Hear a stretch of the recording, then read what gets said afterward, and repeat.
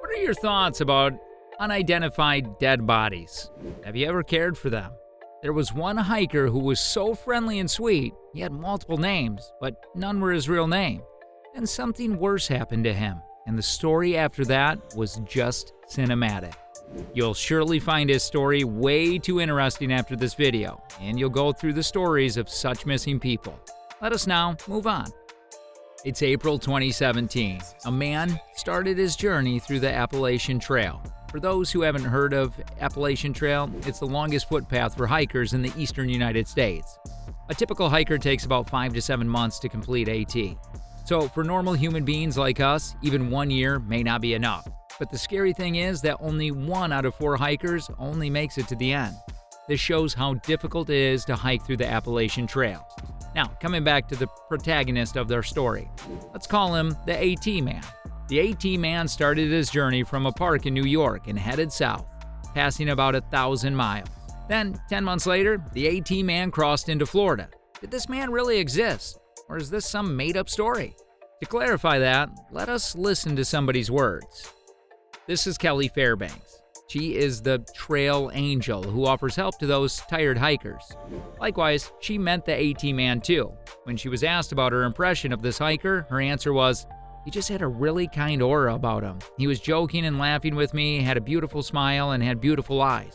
In short, Kelly made it clear that most women will find our protagonist quite handsome. But what happened to this handsome, adventurous hiker? Well, we're going to soon see. You must have seen some pictures or videos of this AT Man. Kelly and other hikers captured these.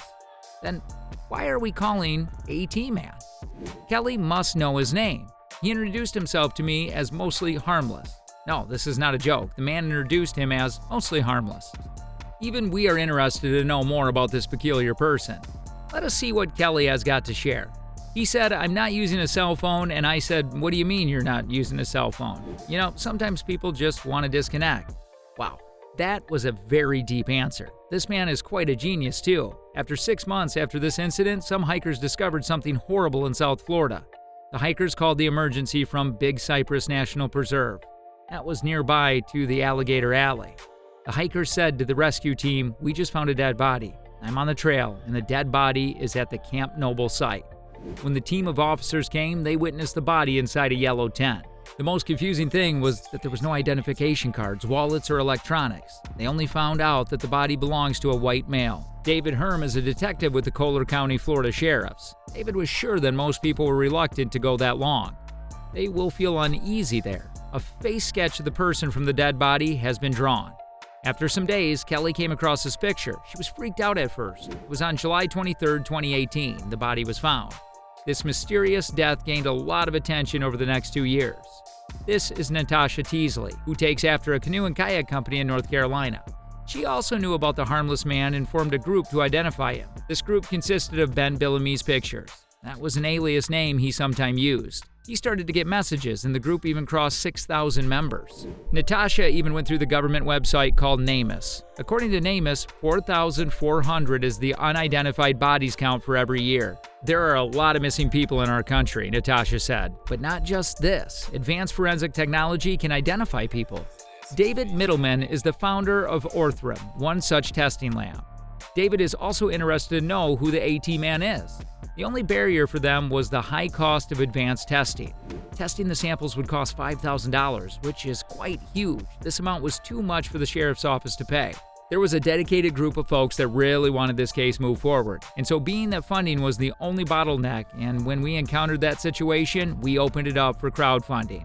In this particular case, there was so much pent-up interest in the case that we crowdfunded it, in the truest sense of the word.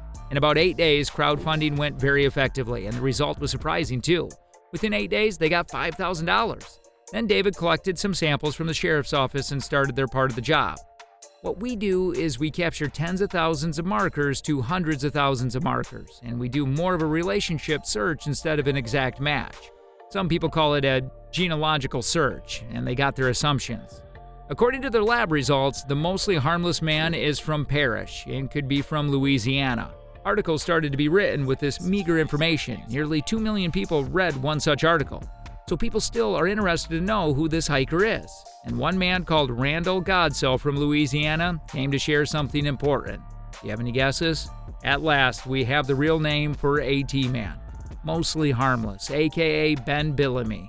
Randall said this was his roommate. As soon as I saw the pictures, I knew immediately that's Vance. Tingles ran down my spine. Today, he has a name. His name is Vance Rodriguez.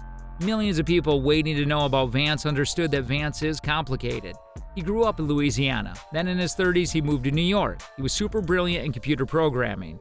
Even the notebook found in the tent were filled with computer codes. You'll be sure about this fact when you look at his notebook pages. Vance was away from his family. He had experienced toxicity from his love relationships. When it comes to his friends, he sometimes leaves them without notice. That was him, Vance Rodriguez. If he had a name, family, and friends, why did he take 2.5 years to identify him?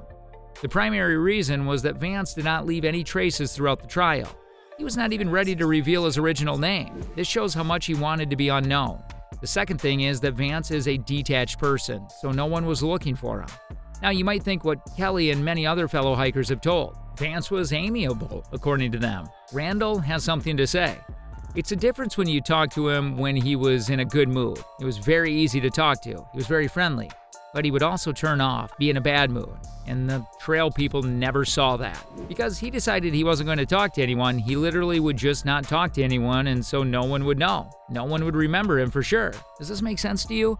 Do you agree with Randall? Let us know your views in the comment box below. Natasha had something wise to say about Vance's behavior. To me, him being imperfect was always a possibility. We're all humans. We all have complicated pasts. What Natasha did next is really heartwarming.